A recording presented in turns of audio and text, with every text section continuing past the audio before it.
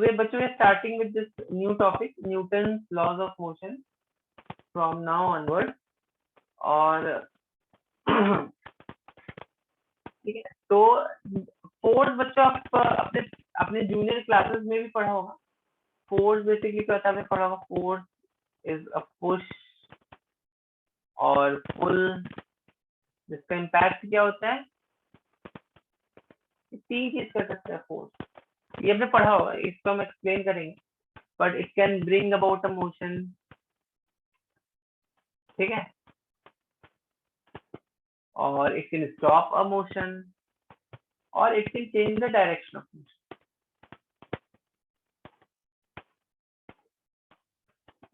एक चीज और कर सकता है, और बताओ फोर्स और क्या कर सकता है? मोशन प्रोड्यूस कर सकता है, मोशन को स्टॉप कर सकता है, और मोशन का डायरेक्शन चेंज कर सकता है। जैसे अभी हमने सर्कुलर मोशन पढ़ा, अरे तो सर्कुलर मोशन में देखो हर पॉइंट पे उसका डायरेक्शन चेंज हो रहा है, ठीक है, हो रहा है कि नहीं हो रहा है? हर पॉइंट पे उसका डायरेक्शन जो वो चेंज हो रहा है। तो हर पॉइंट पे डायरेक्शन चेंज हो रहा है, मतलब क्या हुआ, ये जो डायरेक्शन चेंज कर रहा होगा कौन कर रहा होगा? एक फोर्स ही तो कर रहा होगा, which will be acting towards the centre. एक फोर्स ही तो कर रहा होगा ना। तो एक पॉइंट और लिख लीजिए यहाँ पर, फोर्स एक चीज और कर सकता है, it can bring changes in the dimension. Force क्या कर सकता है बच्चों? आप किसी देखो, आप किसी चीज पे प्रेशर लगाते हो, कुछ लगाते हो, which is nothing but force, तो देखो उसके डायमेंशन भी चेंज हो सकते हैं ना। आप आपके घर में मान लो आप आटा गूंथ रहे हो रोटी बनाने के लिए, तो आप डो में क्या करते हो? फोर्स लगाते हो, correct? So it can change shape and size. So Irish क्या बोले, changes the speed, velocity, acceleration नहीं, acceleration is an outcome of it. So it can change speed, that's correct. It can change velocity, that's also correct. Shape, size सही है, except for acceleration, because acceleration is an outcome of force. ठीक है? Okay. So the fourth thing could be what? It can change shape and size.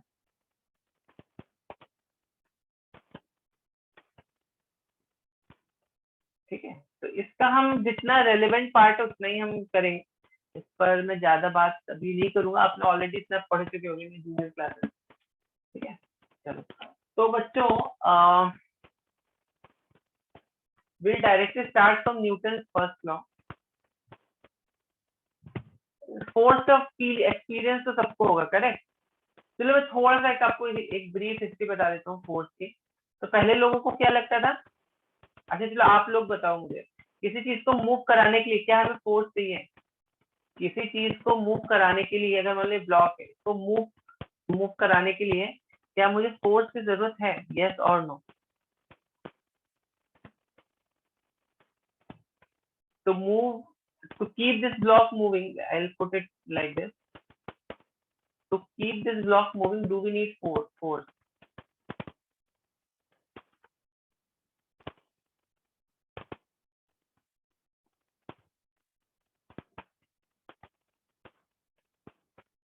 yes, जल्दी से बताओ।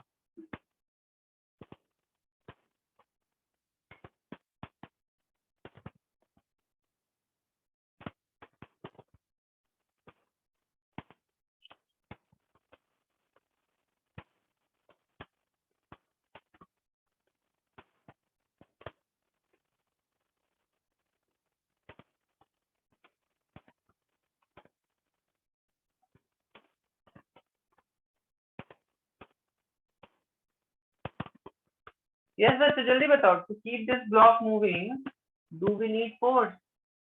yes, तो सब बच्चे बोले yes, very good. नहीं यार, but answer is no. I mean it could be yes, but it could be no also. Correct? तो अभी यहाँ पर इस आंसर के दो एस्पेक्ट हो सकते हैं बच्चों। एक तो ये हो सकता है, अगर इस ब्लॉक की वेलोसिटी चेंज नहीं हो रही है, करेक्ट? फिर से सुनो क्या बोल रहा हूँ मैं, अगर इस ब्लॉक की वेलोसिटी चेंज नहीं हो रही, वेलोसिटी चेंज नहीं हो रही का मतलब क्या हुआ? अगर ये ब्लॉक एक स्ट्रेट लाइन में मूव कर रहा है, ठीक है, स्ट्रेट लाइन नहीं बनी ना, अगर ये ब्लॉक एक स्ट्रेट लाइन में मूव कर रहा है सच दैट, चलो यहाँ पे कुछ केस ले लेते हैं, मान लो यहाँ पे केवल 0 मीटर है, ये 2 metre, 4 metre, 6 metre, 8 metre and so on, 1 second, 2 second, 3 second, so on. ठीक है, तो यहाँ पे इसकी वेलोसिटी होगी 2 मीटर पर सेकेंड, यहाँ पे भी देखो इसकी वेलोसिटी 2 मीटर पर सेकेंड, हर पॉइंट की वेलोसिटी 2 मीटर पर सेकेंड। डायरेक्शन चेंज हो रहा है क्या? इसका डायरेक्शन चेंज हो रहा है किसी भी पॉइंट पे? नहीं हो रहा है ना, इसका डायरेक्शन किसी भी पॉइंट पे चेंज नहीं हो रहा है, तो ये क्या हो गया? This is a case of uniform velocity, velocity is not change. समझ में आ रही बात कि नहीं आ रही? वेलोसिटी इज नॉट चेंजिंग, समझ रहे हो? यहाँ पर वेलोसिटी चेंज नहीं हो रही है। ठीक है, करेक्ट। तो क्या इसको मूव कराने के लिए फोर्स की जरूरत है? इसको मूव कराने के लिए फोर्स की जरूरत बिल्कुल भी नहीं। एग्जाम्पल इसका देखो क्या है, अभी देखो आप अर्थ से एक शिप को लॉन्च करते, एक रॉकेट को लॉन्च करते हो, ठीक है? तो जब आप एक रॉकेट को लॉन्च करते हो, ठीक, तो जैसे ही वो अर्थ का स्पेस छोड़ के यूनिवर्स में जाता है, मतलब स्पेस में जाता है रादर, यूनिवर्स और दैट स्पेस दैट्स आउटसाइड अर्थ, वैसे ही क्या होगा, व्हाट विल हैपन, वैसे ही आप उसके इंजन को बंद कर देते हो। क्यों? क्योंकि अभी उसको चलाने के लिए आपको कोई भी फ्यूल की जरूरत नहीं है। स्पेस, बाहर के स्पेस में हमें किसी भी इंजन को चलाने के लिए कुछ भी फ्यूल की जरूरत नहीं होती है। ठीक है, समझ में आ रही है बात कि नहीं आ रही है? ओके,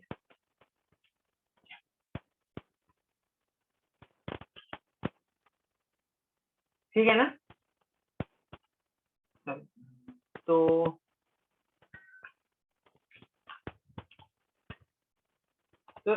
इसको हम और डिटेल में देखेंगे कि क्यों हमें कुछ ऐसा, अगर कोई चीज यूनिफॉर्म वेलोसिटी में मूव कर रही होगी उसको चलाने के लिए फोर्स की जरूरत चाहिए। हाँ, बट अगर ये ऐसे मूव कर रहा होगा, अगर कोई ऑब्जेक्ट ऐसे मूव कर रहा है 0 metre, you know, in 1 second each, इसको मूव कराने के लिए फिर आपको फोर्स की जरूरत लगेगी। क्यों? इसको मूव कराने के लिए फोर्स की जरूरत क्यों लगेगी? कि यहाँ पे डायरेक्शन चेंज हो रही है। ठीक है, तो यहाँ बिकॉज यहाँ पे डायरेक्शन चेंज हो रही है, तो इसको यहाँ पे इसको ऐसे मूव कराने के लिए तुम्हें फोर्स की जरूरत, कि हर पॉइंट में देखो डायरेक्शन चेंज हो रही है, डायरेक्शन चेंज करने के लिए हमें फोर्स की जरूरत रहती है। तो now without wasting any time let's move on to Newton first law, जो कि उसने गैलीलियो से ही लिया है। ठीक है, तो पहले गैलीलियो ने ये लॉज दिए थे। Anyone knows what is the Newton first law?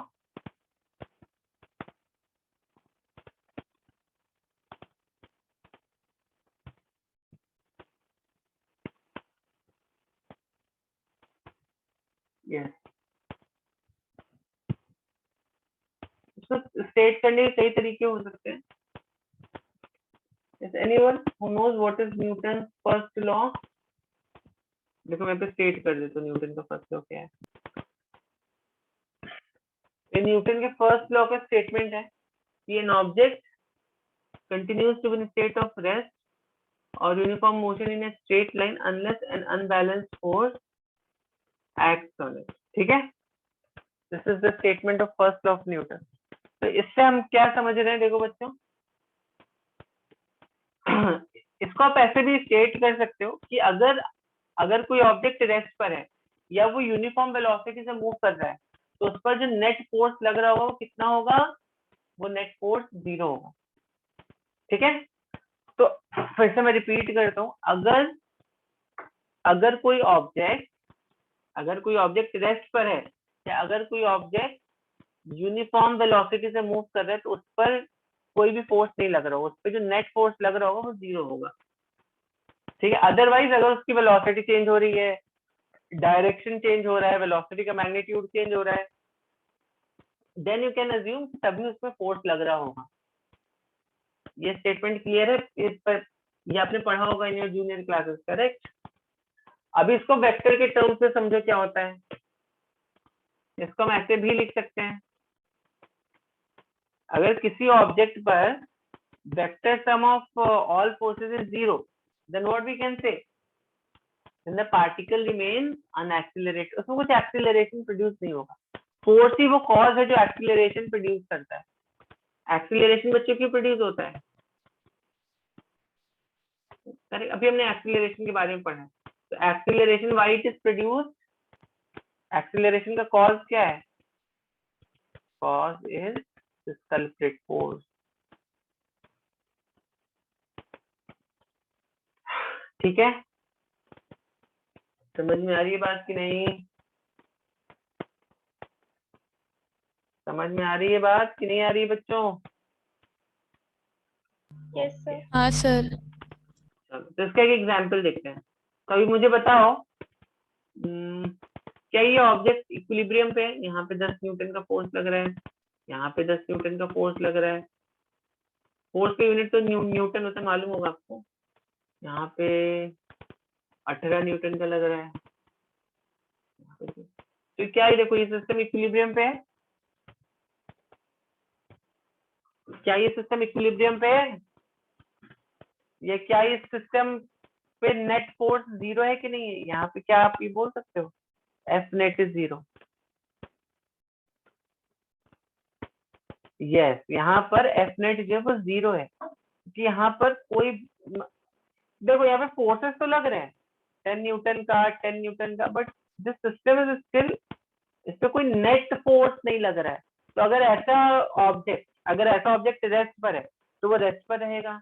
अगर ऐसा ऑब्जेक्ट अगर मूव कर रहा है, लेट्स से अगर ऐसा ऑब्जेक्ट मूव कर रहा है तो कॉन्स्टेंटली सेम वेलोसिटी से मूव करता रहेगा, जब तक अगर ये वाला फोर्स बढ़ा दो उसको, तो हो सकता है उसकी वेलोसिटी का मैग्नीट्यूड बढ़ जाए। अगर आप ये वाला फोर्स बढ़ा दो उससे, तो हो सकता है उसके एक्सीलरेशन या उसका डायरेक्शन चेंज हो जाए, लाइक दैट। ठीक है, समझ में आई बात? यस, समझ में आई बात कि नहीं आई? चलो ठीक है, तो इसको लॉ ऑफ इनर्शिया भी बोलते हैं। अपने इनर्शिया के टर्म्स में पढ़ा होगा जूनियर क्लास में, बट एक्चुअली में इनर्शिया इनर्शिया कुछ इतना बाद में यूज नहीं होता है, इसका ही मेन इंपॉर्टेंट यूज है। चलिए, तो अभी देखते हैं टाइप्स ऑफ फोर्सेस कौन कौन से हैं।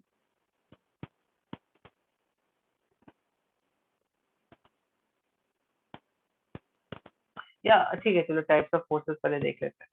तो पहला कौन सा फोर्स है? तो अभी आप फोर्सेस को कई तरीके से क्लासिफाई कर सकते हो, जैसे contact force,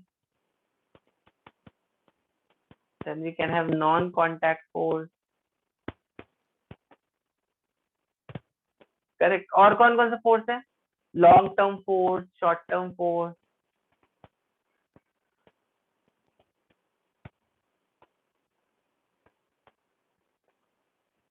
long range force होता है।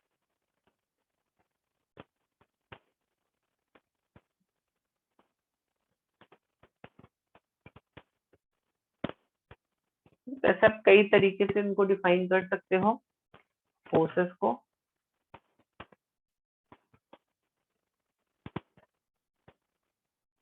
ठीक है, तो जो फोर्सेस जो है मेरे, ये कितने टाइप्स के होते हैं देखो। पहला जो है that is known as gravitational force.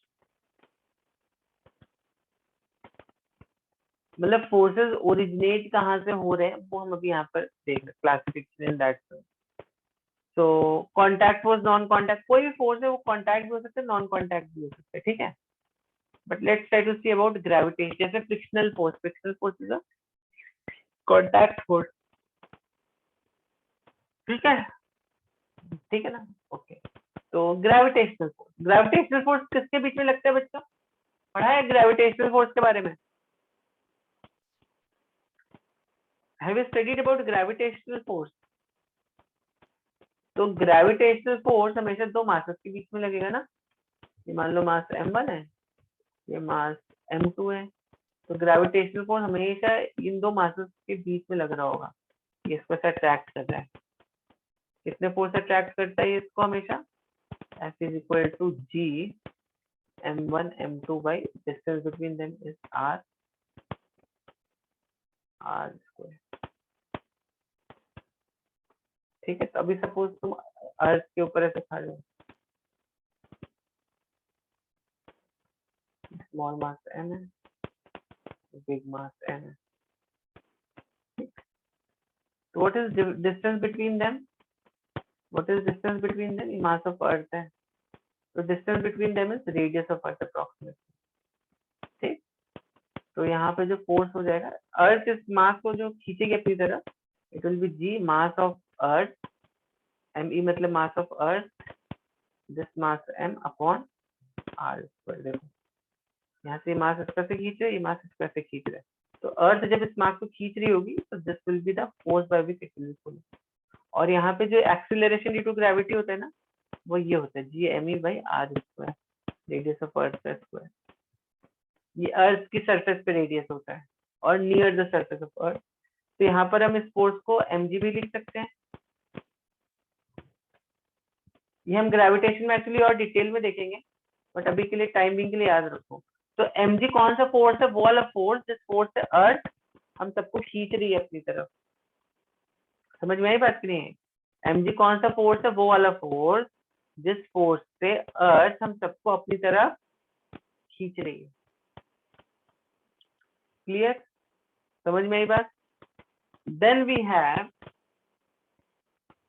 Electromagnetic force.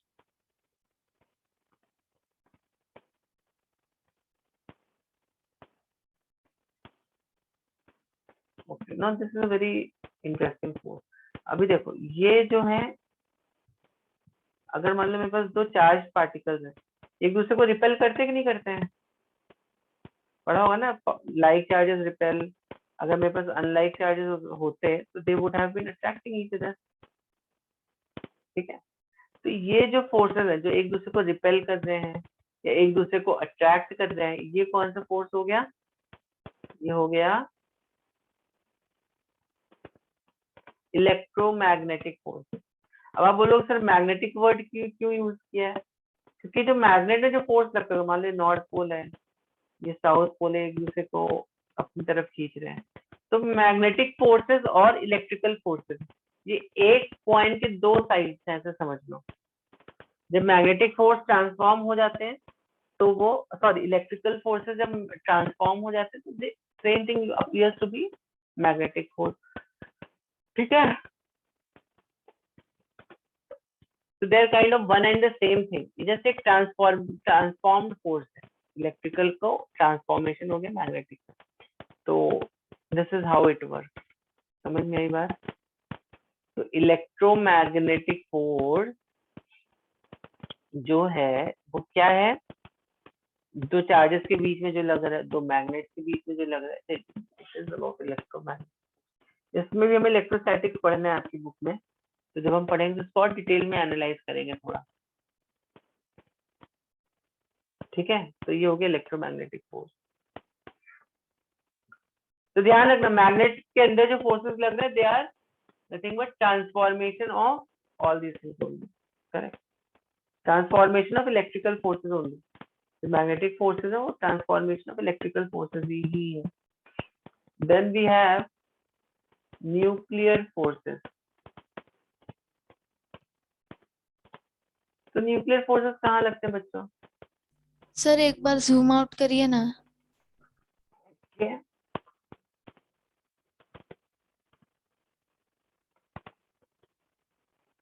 चलिए बच्चों, तो moving on to nuclear forces. देखो बच्चों, एक्चुअली इसका आपको न्यूक्लियर फोर्सेस आपको नहीं पढ़ना है, तो we can say weak nuclear force and strong nuclear force पढ़ना है, 12th में पढ़ोगे न्यूक्लियर रेडियो एक्टिविटी और इस सब में। तो वीक न्यूक्लियर फोर्स देखो क्या होता है, कोई भी पार्टिकल रहने दो, बट आपको इसका बेसिक पता रहना चाहिए। ठीक है, इसको क्वेश्चन कभी पूछते हैं वो लोग। तो देखो, कोई पार्टिकल होता है, वो किसके बने होते हैं बच्चों? क्वार्क के बने होते हैं ना। करेक्ट, तो इन क्वार्क्स को हमेशा समझिए, अगर मान लो इसके अंदर 3 तरह के क्वार्क्स हैं, एक इलेक्ट्रॉन, इसके अंदर 3 तरह के क्वार्क्स हैं, तो इन क्वार्क्स को पकड़ने के लिए फोर्स चाहिए कि नहीं चाहिए? एक साथ बाइंड करने के लिए नीड अ फोर्स। इन्हीं फोर्स को बोलते हैं वीक न्यूक्लियर फोर्स। ठीक है, देखो जब कुछ वर्ड्स हैं वो सब आप ध्यान में रखना, जैसे क्वार्क मैंने यहाँ पर बोला, फिर then we strong nuclear force.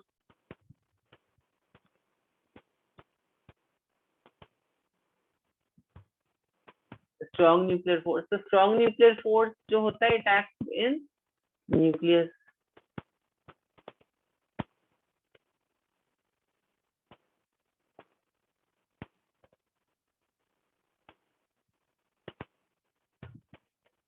ठीक है, तो this is my strong nuclear force. तो न्यूक्लियस में लगता है। न्यूक्लियस में क्यों लगता है? न्यूक्लियस में देखो, आपको मालूम है atom is revolving around this nucleus. Nucleus में कई सारे पॉजिटिव चार्जेस भी हैं। ठीक है, न्यूक्लियस में कई सारे पॉजिटिव चार्जेस भी। तो इन पॉजिटिव चार्जेस एक्चुअली में होता है क्या, देखो आपको मालूम है पॉजिटिव पॉजिटिव तो रिपेल करते हैं ना, पर न्यूक्लियस में आकर अट्रैक्ट कैसे करने लग जाए? क्योंकि जब ये दो चार्जेस बहुत पास पास में आते हैं, तो then what happens, instead of repelling then they will start attracting. In fact this property is also shown in nucleus also। Nucleus भी एक दूसरे को अट्रैक्ट करेगा, बहुत पास पास ले आओगे, I think of the range of femtometre. ठीक है, चलो इसीलिए पहले दो फोर्सेस जो है इनको हम क्या बोलते हैं? Long range forces. Gravitational force देखो मून तक भी पहुंच जाता है, इलेक्ट्रोमैग्नेटिक फोर्स और इसकी भी रेंज बहुत हाई हो सकती है। पर ये जो न्यूक्लियर फोर्सेस हैं they are known as short range forces, क्योंकि ये बहुत कम डिस्टेंस पर ही लगते हैं, otherwise you can't feel them these nuclear forces and all. ठीक है, समझ में आई बात कि नहीं आई?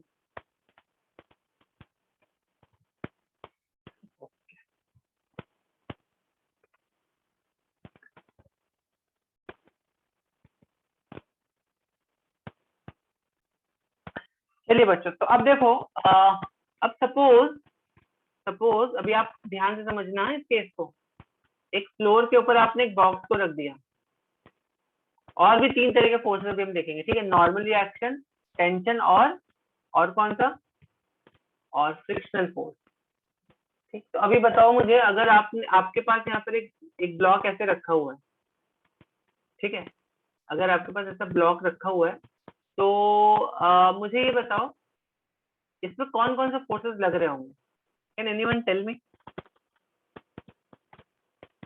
देखो बच्चों, if you make this session interactive तभी आपको समझ में आएगा, अदरवाइज यू वोंट अंडरस्टैंड। अब हमने फ्लोर के ऊपर रख दिया, टेबल के ऊपर रख दिया, कहीं पे भी रख दिया इसको। ठीक है, तो ऑब्वियस सी बात है ना, अर्थ से इसको अट्रैक्ट कर रही होगी अपनी तरफ, mg वाले फोर्स से। देखो यहाँ पर देखो,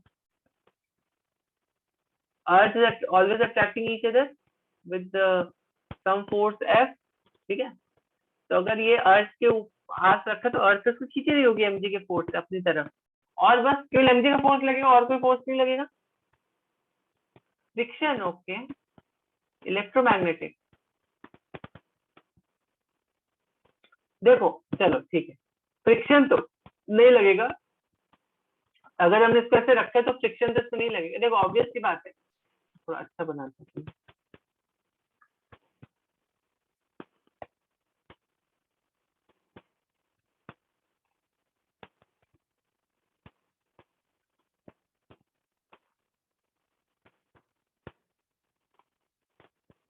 mg फोर्स लगेगा।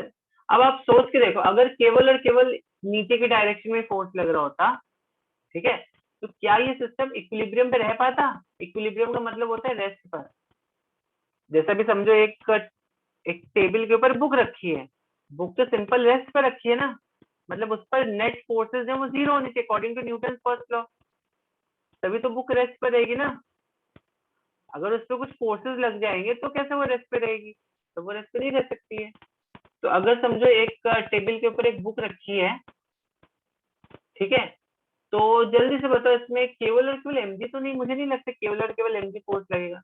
इस पर एक नॉर्मल या I not use the word normal reaction, अभी बताऊंगा क्या क्या होता है, पर ऑब्वियस सी बात है इस पर एक फोर्स इस डायरेक्शन में लगना ही लगना चाहिए ना।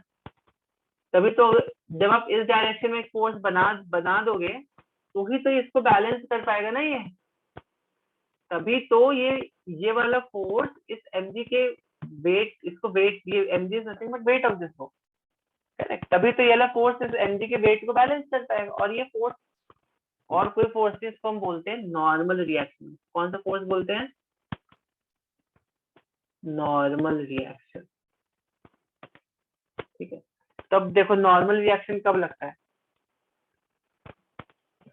नॉर्मल रिएक्शन कब लगता है? व्हेन, तो I just say normal reaction के बारे में एक दो लाइन लिख देता हूँ।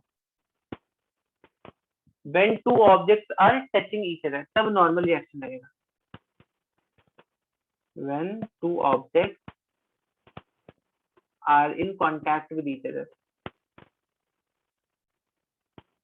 करेक्ट, तभी लगते हैं नॉर्मल रिएक्शन। जब दो ऑब्जेक्ट एक दूसरे कॉन्टैक्ट में रहते हैं, एक दूसरे को प्रेस करेंगे तो नॉर्मल रिएक्शन लगेगा। और it is always perpendicular to surface.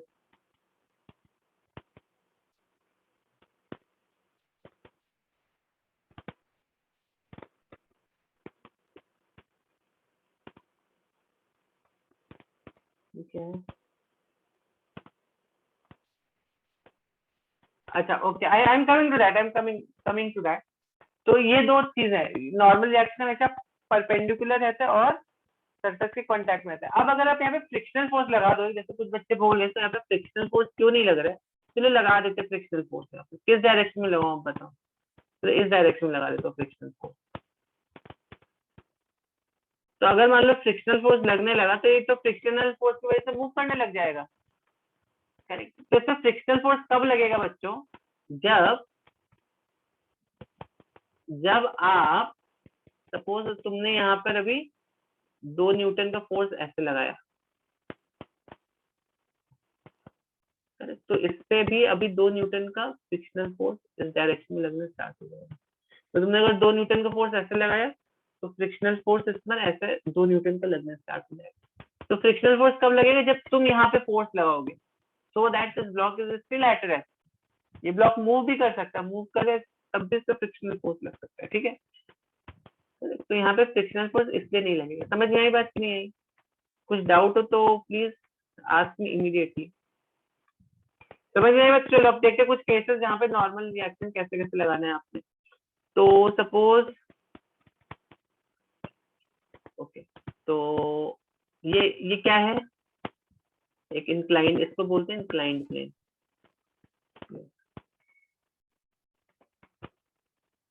This is inclined plane. बताओ इस पे नॉर्मल रिएक्शन कैसे लगेगा? इस पे कौन कौन से फोर्सेस लगेंगे? देखो सोच के देखो इस पे कौन कौन से फोर्सेस लग रहे होंगे।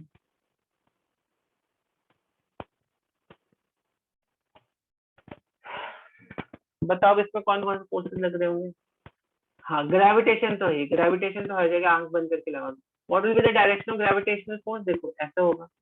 अब जब नॉर्मल रिएक्शन बनाओगे तो कैसे बनाओगे नॉर्मल रिएक्शन? यहाँ how will you make normal reaction? This should be perpendicular to the surface, ठीक है। यहाँ पे नॉर्मल रिएक्शन कैसे बनाओगे? हाँ, या फ्रिक्शन भी लग रहा होगा, यस वेरी गुड, इसमें फ्रिक्शन लग सकता है। हाँ, यहाँ पे फ्रिक्शन लग सकता है, मैं बताऊंगा क्यों। अच्छा, अभी मैंने आपको बोला नॉर्मल रिएक्शन, तो पहले नॉर्मल रिएक्शन बनाते हैं। नॉर्मल रिएक्शन कैसे लग रहा होगा? Normal reaction is always perpendicular to the surface. देखो ये इंक्लाइंड प्लेन है, इसको परपेंडिकुलर कैसा, what is perpendicular to this inclined plane? This,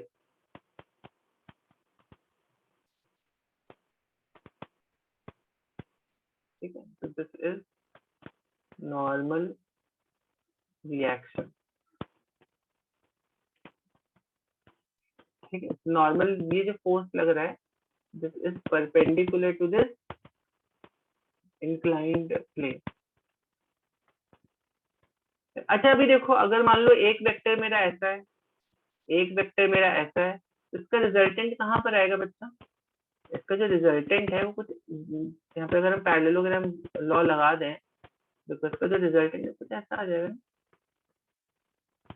ऐसा आ जाएगा कि नहीं आ जाएगा? तो यहाँ पर भी ऐसे ही होता है, इसका और इसका जो रिजल्टेंट फोर्स है वो कुछ ऐसा लगेगा, ठीक है, या समथिंग लाइक दिस।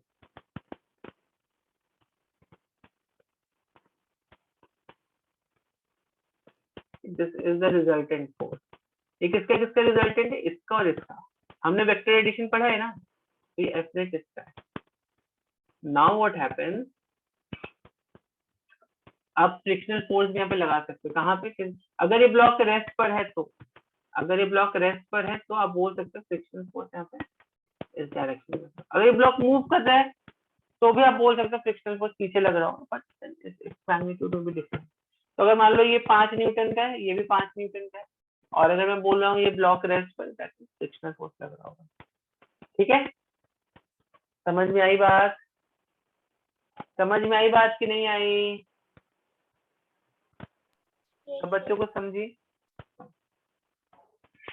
अब इस पे देखो नॉर्मल रिएक्शन, हम यहाँ पे बेसिकली नॉर्मल, आपको भी सोचना है नॉर्मल रिएक्शन कैसे लगेगा। एमजी तो लग रहा है, फ्रिक्शन भी लग रहा है, आपको नॉर्मल रिएक्शन नहीं सोचना। चलो एक और केस हम देखते हैं नॉर्मल रिएक्शन का।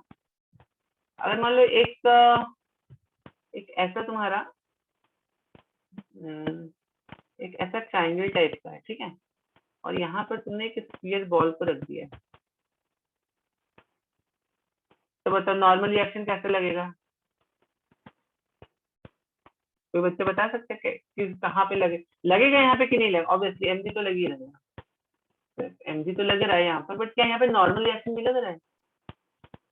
एमजी तो लग रहा है ना, देखो यहाँ पे MG acting on this spherical ball, but क्या यहाँ पे नॉर्मल रिएक्शन भी लग रहा है आपका?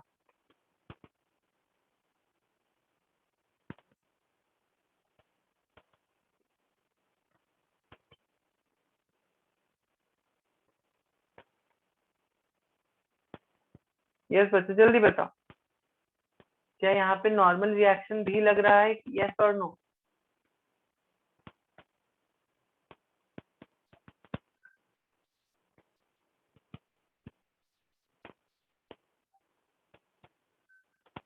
कैसे लगेगा नॉर्मल रिएक्शन?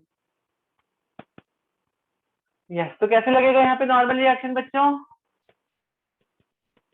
यहाँ पे नॉर्मल रिएक्शन कैसे हम कि देखो केवल इस स्फीयर पे देख रहे हैं कौन कौन से फोर्सेस लग रहे हैं, ठीक है। तो जब आप इस स्फीयर पे देखोगे तो ये जिस भी पॉइंट को टच कर रहा होगा ना, जो भी टचिंग पॉइंट होगा वहां पे नॉर्मल रिएक्शन लग रहा होगा। यहाँ पे फ्रिक्शन अभी नहीं लग रहा होगा, ठीक है। तो एक फोर्स ऐसे लग रहा होगा इसमें, तो एक फोर्स ऐसे लग रहा होगा,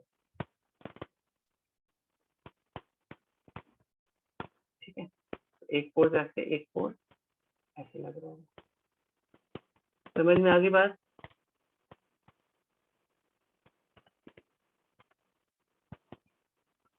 समझ में आ गई बात कि नहीं आ गई सब बच्चों को? Yes sir. तो और एक लास्ट एग्जांपल देता हूँ आपको। अभी सपोज एक रूलर आपने ऐसे लिया, ठीक, इसको आपने 2 पॉइंट पर ऐसे सपोर्ट कर दिया। तब देखो अब नॉर्मल यहाँ पे एमजी तो लग रहा है, ग्रेविटेशनल फोर्स, बट यहाँ पे नॉर्मल रिएक्शन ऐसे लग रहा है। जो भी पॉइंट टच कर रहा होगा उस पे लग रहा होगा, and it is always perpendicular to the surface. देखो ये सरफेस को हमेशा परपेंडिकुलर है, ठीक है। तो this is about normal reaction. Then जो दूसरे तरह का फोर्स आपको देखना है वो है टेंशन फोर्स। टेंशन फोर्स अब क्या होता है? What is tension force? देखो एक ब्लॉक है, इसको तुमने एक डोरे से लटका दिया, ठीक है। या आपने देखा होगा आपके घर में, मान लो कोई इस तरह का कोई एक, वैसे ना कुछ कुछ घरों में इस तरह का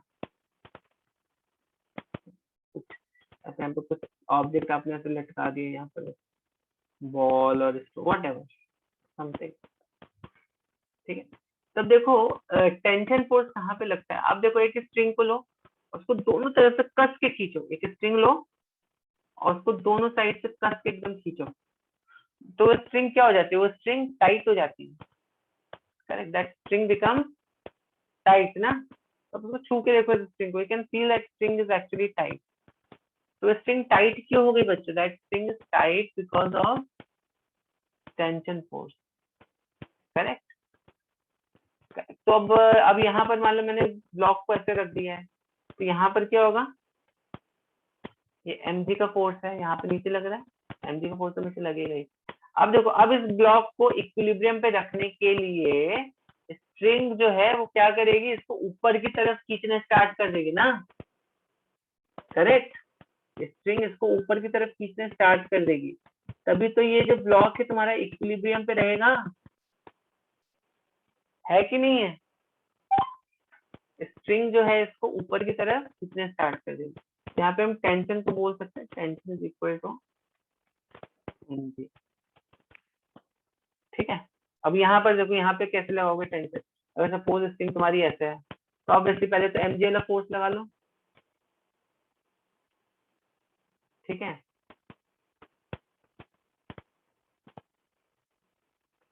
देखो एक ये टेंशन फोर्स यहाँ पे ऐसे लग रहा होगा,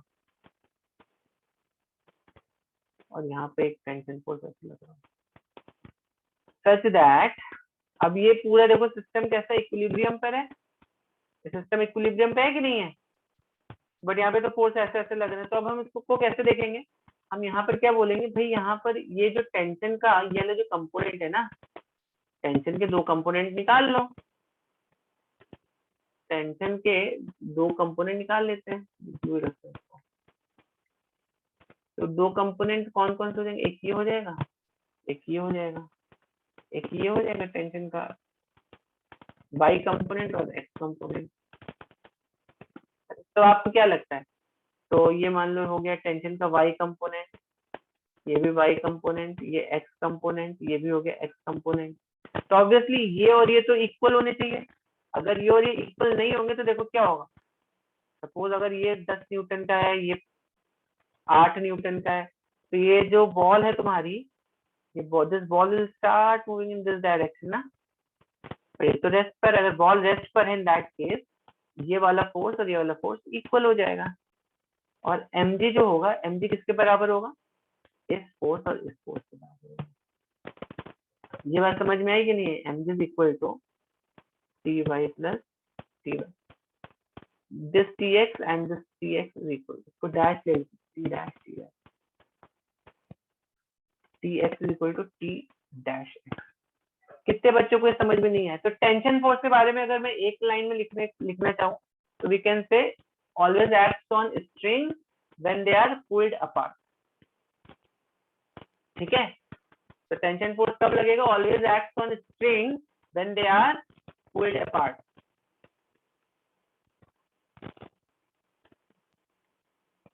बच्चों ये केस आपको समझ में आया क्या, बच्चों ये केस समझ में आया आपको, ये सब फोर्सेस आपको यूज होंगे इसलिए मैं आपको बता रहा हूँ। ठीक है, जब हम लोग फ्री बॉडी डायग्राम और देखेंगे तो और वहां पे डिटेल में सब चीजों को समझेंगे। समझ में आया, अभी कुछ भी नहीं समझा तो इतना समझ लो, टेंशन फोर्स वो फोर्स है जो स्ट्रिंग्स में लगता है जब आप उनको खींचना स्टार्ट कर देते हो। ठीक है, आप अगर ये बजाते हो, क्या बोलते हैं, गिटार एंड ऑल, उसमें भी देखो स्ट्रिंग्स रहती है ना, उसको टाइट करते हो आप। ठीक है, तो ये हो गया मेरा tension. Then next is spring, spring forces देखते हैं। ठीक है, तो स्प्रिंग फोर्सेस देखो क्या होता है। तो अभी तक हमने क्या क्या देखा, अभी तक हमने देखा न्यूटन का फर्स्ट लॉ देख रहे हैं हम अभी, जो बच्चे अभी आ रहे हो न्यूटन का फर्स्ट लॉ देख रहे हैं। ठीक, तो टाइप्स ऑफ फोर्सेस देखे, gravitational, electromagnetic, nuclear and tension हमने देखा। पहले तो हमने नॉर्मल रिएक्शन देखा, जब दो सरफेस एक दूसरे को टच करती हैं, प्रेस करती हैं, and then we saw now we seeing spring forces.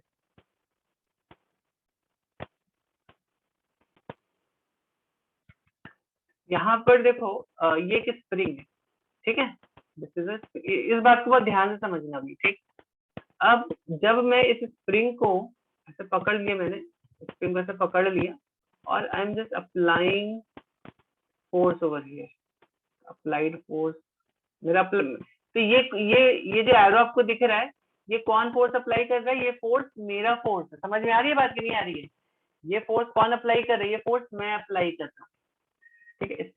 और ये जो ब्लू वाला एरो, ये किसका फोर्स है? ये स्प्रिंग। ये फोर्स कौन अप्लाई कर रहा है? ये फोर्स मैं अप्लाई कर रहा हूँ। और ये ब्लू वाला जो फोर्स है, ये किस पे लग रहा होगा? ये स्प्रिंग पे लग रहा होगा। चलो उसको और थोड़ा सा देखते हैं। अब देखो, तो अभी यहाँ पर नेट फोर्स, अभी इस पर कोई फोर्स नहीं लगा, तो समझ में आया ना? तो जैसे ही मैंने इस पर ऑरेंज वाला फोर्स लगाया, वैसे स्प्रिंग भी जो है, स्प्रिंग भी इस पे देखो, स्प्रिंग भी इस पे सेम अमाउंट ऑफ फोर्स लगाएगा, तभी सिस्टम यहाँ पर रेस्ट पे रहेगा। समझ में आ रही बात की नहीं आ रही है बच्चों? आर यू अंडरस्टैंडिंग दिस और नॉट? देखो इतना डिस्प्लेसमेंट हो गया ना, अब स्प्रिंग तो मूव नहीं कर रही है, स्प्रिंग जो है वो तो मूव नहीं कर रही। देखो ये जो ग्रीन कलर की जो लाइन है, आप लाइन दिख रही होगी आपको, ये क्या है? ये क्या है बच्चों? ये जो है ये इक्विलिब्रियम, ये स्प्रिंग का ओरिजिनल पोजीशन था, ठीक है। अभी यहाँ पे मैं स्प्रिंग कांस्टेंट अगर इंक्रीज कर दूं,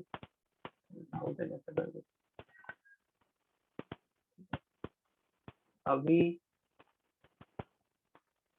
रुको एक सेकंड इसको, हाँ अभी मैं थोड़ा सा स्प्रिंग कांस्टेंट बढ़ा देता हूँ 1000, ठीक। तो देखो अब मेरा अप्लाइड फोर्स कितना है? 100 न्यूटन का है, ठीक है। जो अप्लाइड फोर्स है वो 100 न्यूटन का, स्प्रिंग का फोर्स भी इतना ही लग रहा है। लेकिन अभी देखो, अब अगर आप देखोगे इसका जो डिस्प्लेसमेंट हो, डिस्प्लेसमेंट कितना कम हो गया। करेक्ट, रीजन भी देखो,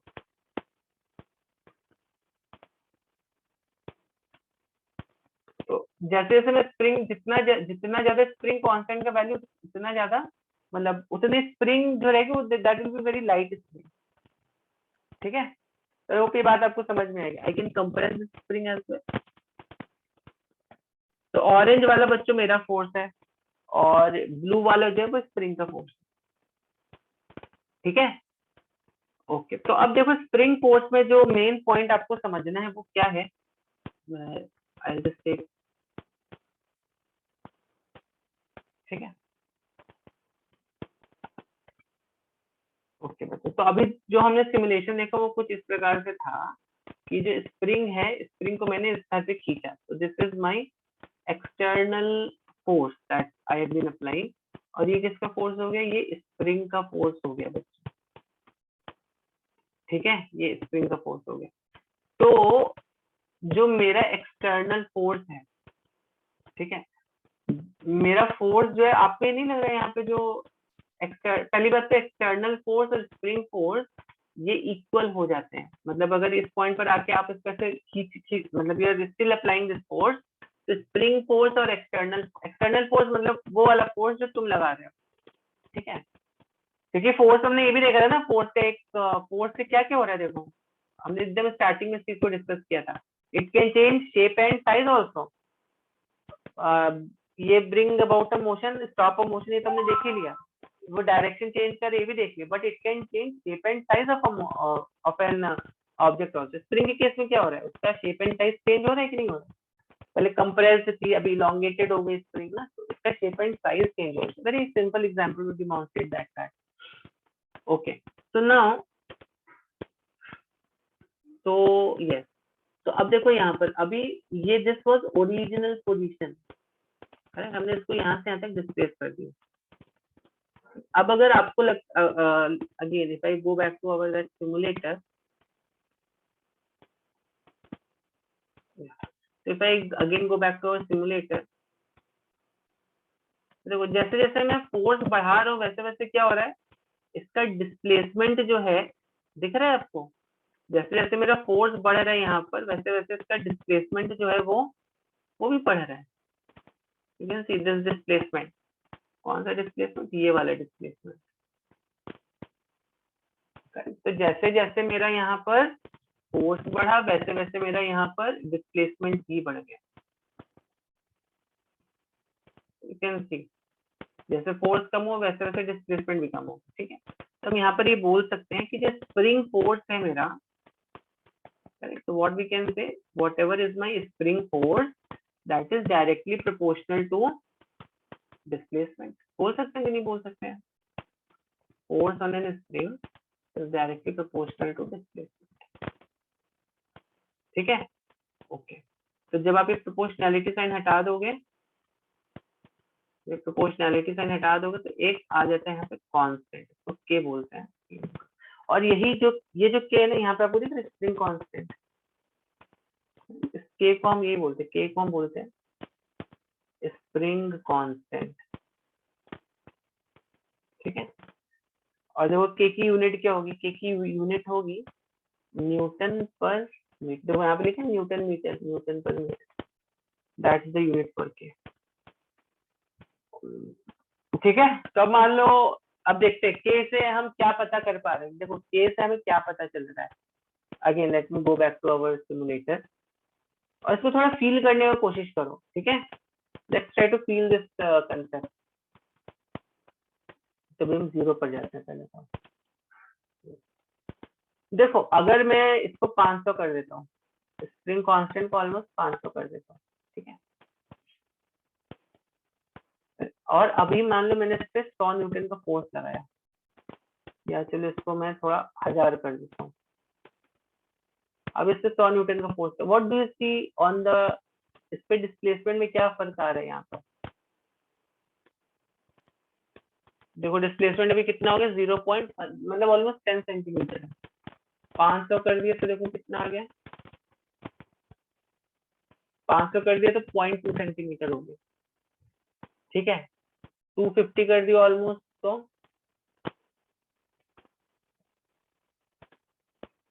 ऑलमोस्ट 250 या तो 0.4 हो गया। तो क्या पता चल रहा है बच्चों आपको यहाँ से?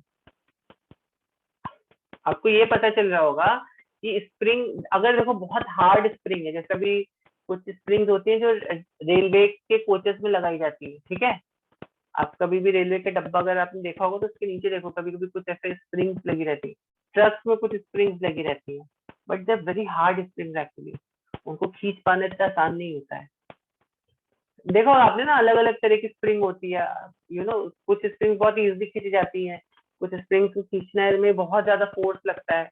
तो जो बहुत इजीली खींची जा रही है, दैट मीन्स उसका जो स्प्रिंग कांस्टेंट है वो ज्यादा है। अगर बहुत बहुत, it's very difficult for you to express it, correct, that means it's a very, उसमें उसका जो स्प्रिंग कांस्टेंट है वो बहुत ज्यादा है। तो अगर मैं मान लो ये बोलता हूँ 250 न्यूटन पर मीटर, मतलब 1 मीटर खींचने के लिए इसको आपको कितना फोर्स लगाना पड़ेगा, 250 न्यूटन का। देखो ये तो मतलब वो ना इसका 250 न्यूटन पर मीटर, इसका मतलब क्या हुआ, when I am saying spring constant is 250 Newton per metre, मतलब जब आप इस स्प्रिंग में 250 न्यूटन का फोर्स लगाओगे तो ये जो स्प्रिंग है ये 1 मीटर से खींचेगी। अभी देखो कितना फोर्स लगाया मैंने, 100 न्यूटन का फोर्स लगाया, करेक्ट। तो 100 न्यूटन से कितना खींची है, 100 न्यूटन से 0.4 खींची। अगर मैं 200 लगाता तो कितना खींचती है स्प्रिंग, तो ये 0.8 खींच जाती है, करेक्ट, 200। और अगर मैं 50 लगा देता, करेक्ट, तो अब देखो हर 100 से ये 0.4 मीटर खींच रही है, तो दूसरा 100 लगाए तो 0.4 मीटर। अगर मैं 50 लगा देता तो ये शायद 0.2 मीटर खींच जाती। तो अगर 250 लगा देता तो 1 मीटर खींच जाती है spring. That is the meaning of the spring constant. समझ में आई बात बच्चों? समझ में आई बात बच्चों, स्प्रिंग कांस्टेंट क्या होता है? किसी बच्चे को कुछ डाउट है? हम जब इसमें फ्री बॉडी डायग्राम देखेंगे तो हम एकदम अच्छे से समझेंगे फोर्सेस आपको कैसे लगाने हैं। तभी अगर आपको ये सब बातें समझ में नहीं आ रही, फोर्सेस कैसे लगाने हैं एंड ऑल दैट, तो don't take so much tension, हम ये सब देखेंगे। ठीक है, फ्री बॉडी डायग्राम स्पेशली हम एक सेशन डेडिकेट करेंगे फोर्सेस को बनाने में और ये सब करने में। ठीक है, तो ये हो गया बच्चों के लिए स्प्रिंग फोर्स। ओके, तो एक और सिमुलेशन मैंने निकाला था आपके लिए एक्चुअली में। तो इतनी बात आई हो सब बच्चों को समझ में आ गई होगी। ओके, तो नेट फोर्स अब देखो, तो ठीक है, ये मेरे ख्याल से हम लोग maybe we can also do it, we can do it. तो ठीक है, नहीं ये हम बाद में देखेंगे इसको, ठीक है, इसको हम न्यूटन सेकंड लॉ के बाद इसको देखेंगे, ठीक। तो चलो अभी हम लोग आते हैं न्यूटन का सेकंड लॉ समझने के लिए।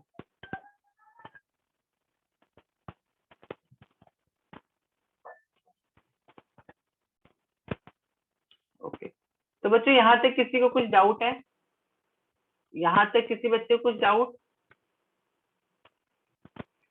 यहाँ तक किसी बच्चे को कुछ डाउट? चलिए, तो सेकंड लॉ, सेकंड लॉ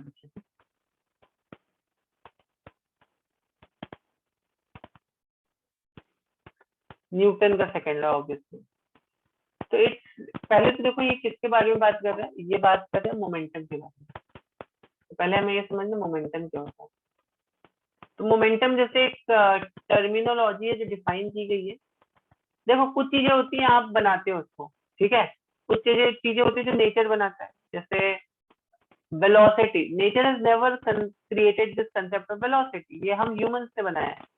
इस प्लैनेट कितनी वेलोसिटी होगी and all that, angular velocity, ये कंसेप्ट हमने बनाया है, delta theta by delta T. तो ये कोई लॉ नहीं है, ये जैसे एक डेफिनेशन है जो हमने बनाई है, ठीक है। आप अपनी खुद की कोई डेफिनेशन बना दो, आप बोलो मैं एक डेफिनेशन बना रहा हूँ कि यू नो मास,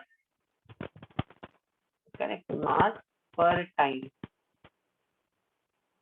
या आपकी हाइट किस रेट से ग्रो करी, या हाइट लेंथ पर टाइम तो वेलोसिटी हो गई, या आप ऐसा समझो आप yeah, whatever, some kind of expression you can, yeah, you can make an expression like, let's say, money upon time. You can create an expression money upon time. आप देख रहे हो कि आपको कितना मनी मिलता है एवरी ईयर, यू नो, तो you are just calculating that term. हर महीने आपको 30 डेज में आपको मान लो 30 days you get, let's say how much, 3000 rupees, that means money 3000 हो गया, और 30 डेज, तो time is 30 days, 3000 rupees, that means every day you are getting almost 100 rupees per day. तो इससे ये एक मीनिंगफुल एक्सप्रेशन हो गया, इससे आपको पता चले भाई आपको 100 रुपए पर दिन आप कमा रहे हो, ठीक है, ठीक है ना। तो कुछ चीजें होती है जो हम बनाते हैं, कुछ एक्सप्रेशन ऐसे होते हैं जो हम बनाते हैं, ये कोई लॉ नहीं है, money upon time, it's not some law, ठीक है। But when we talk about law of gravitation, gravitation is a law, ठीक है, Archimedes principle, this is a law, ठीक है।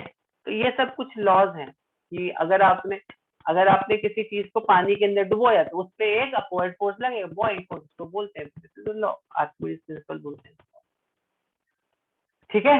अगर आपने किसी ऑब्जेक्ट पर फोर्स लगाया तो वो मूव करेगा ही करेगा, this is Newton first law. So let's see about talk and see about momentum. देखिए मोमेंटम क्या होता है। मोमेंटम का जो फॉर्मूला है, it is p equal to mass into velocity. Momentum is mass into product of mass and velocity basically. तो ये हमने जस्ट बोल दिया कि मोमेंटम क्या है, product of mass and velocity. तो हमने इसको डिफाइन क्यों किया है, सॉरी मास के ऊपर वेक्टर है यहाँ, mass is not a vector, velocity is a vector. तो हमने इसको डिफाइन क्यों किया, हमने टर्म मोमेंटम को डिफाइन क्यों किया, बट क्योंकि हमें फोर्स के बारे में समझना था, हमें फोर्स का एक एक्सप्रेशन निकालना था, ठीक है। तो हमने डिफाइन कर दिया मोमेंटम होता है मास इनटू वेलोसिटी। तो ऑब्वियसली इसका एसआई यूनिट कितना हो जाएगा, इसका एसआई यूनिट हो जाएगा केजी मीटर पर second, SI unit for momentum, ठीक है, मास इनटू वेलोसिटी। नाउ इसका यूज ये हुआ कि जब हमने बोला, न्यूटन ने क्या बोला, न्यूटन ने बस simply stated that rate of change of momentum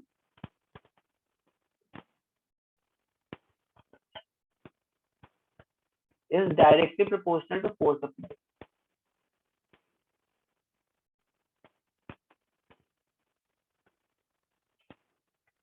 ठीक है।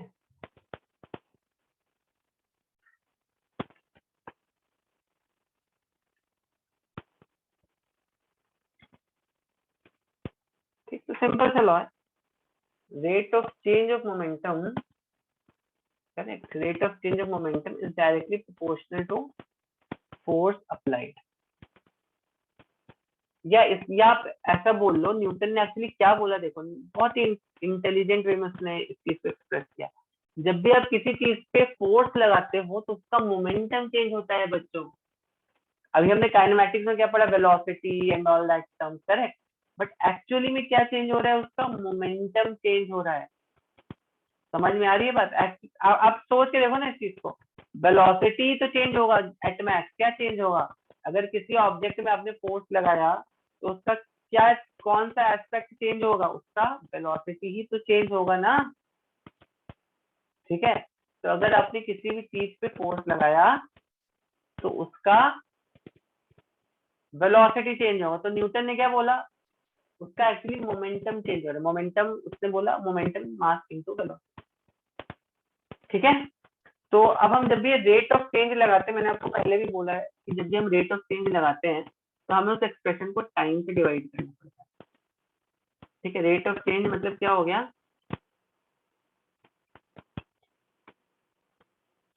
That means I have to divide this expression with time, ठीक है।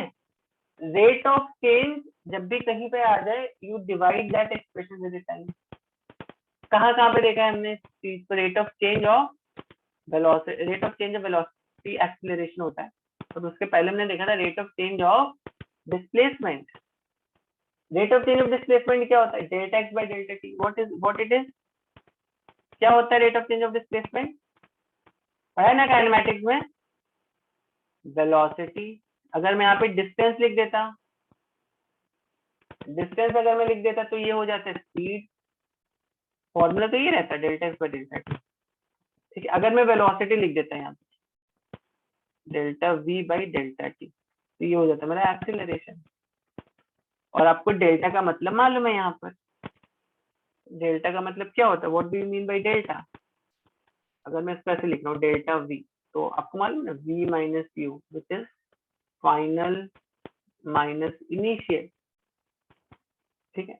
तो उसी तरह अगर मैं ऐसा बोल रहा हूँ rate of change of momentum, मैंने क्या बोला यहाँ पे, rate of change of momentum is directly proportional to force applied ना, ठीक है। तो rate of change of momentum is directly proportional to force applied. तो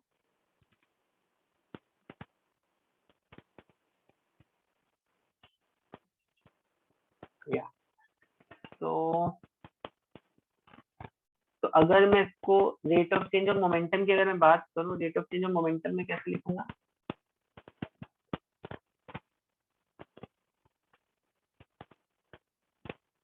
हम suppose to write this delta P by delta T, so this is p final minus p initial upon time, ठीक है। तो final momentum क्या होगा,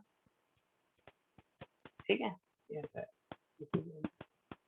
तो force जो होता है, या आप इसको dp बाई dt भी लिख सकते हो ना, अगर आपको कैलकुलस के फॉर्म में फॉर्मेट में लिखना है तो भी dp बाई dt। देखो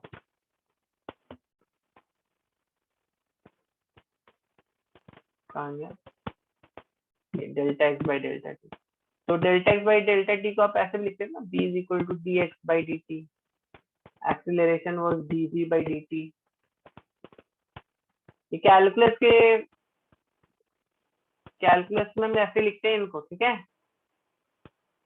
उसी तरह हम फोर्स को क्या लिख सकते हैं, force is directly proportional, proportionality sign हटाते तो कांस्टेंट आ जाता है जिसका वैल्यू 1 होता है, मतलब force is directly proportional to dp by dt, और जब प्रोपोर्शनैलिटी साइन हट जाता है आपको तो कांस्टेंट आ जाता है जिसका वैल्यू 1 रहता है, तो force comes out to be dp by dt। बच्चे ये तीन जो टर्म्स है ना बहुत इंपॉर्टेंट है, कौन कौन से, velocity is equal to dx by dt, कभी भूलना मत, acceleration is dv by dt, और force is equal to dp by dt। अभी के लिए तो ये तीन याद रखो, आगे आपको और भी ऐसे ऐसे अच्छे अच्छे एक्सप्रेशन मिलते रहेंगे। ठीक है, ठीक, समझ में आई बात? ओके,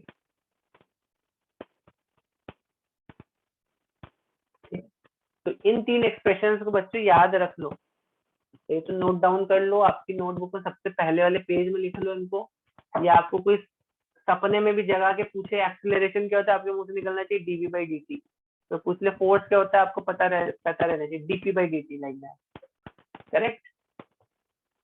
चलो देखते हैं,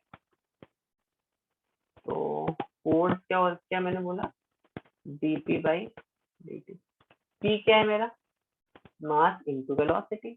अब देखो कभी कभी क्या होता है, मास भी चेंज होता है, most of the time mass change नहीं होता है, बट अब सपोज रॉकेट जा रहा है, रॉकेट में तो 2-3 किलो का फ्यूल हर सेकंड निकल रहा होगा ना, तो उस केस में रॉकेट का मास जो है वो भी चेंज हो रहा है, तो हम यहाँ पर ऐसा एक हम यहाँ पर मास को भी वेरिएबल समझेंगे और वेलोसिटी भी अगर मान लो चेंज हो रही है, तो फोर्स हम कैसे निकालेंगे, तो फोर्स क्या हो जाएगा, dp बाई dt। तो अभी तक आपने पढ़ा होगा force is equal to mass into acceleration, जो कि I will not say wrong but it's partially correct, why it's partially, it's only valid for a specific case, correct, it's only valid for your expressions where mass is only correct, जहां पर मास सही है, ठीक है, mass constant है, sorry, ठीक, अगर mass constant नहीं है देन फोर्स जो होगा वो dp बाई dt हो जाएगा।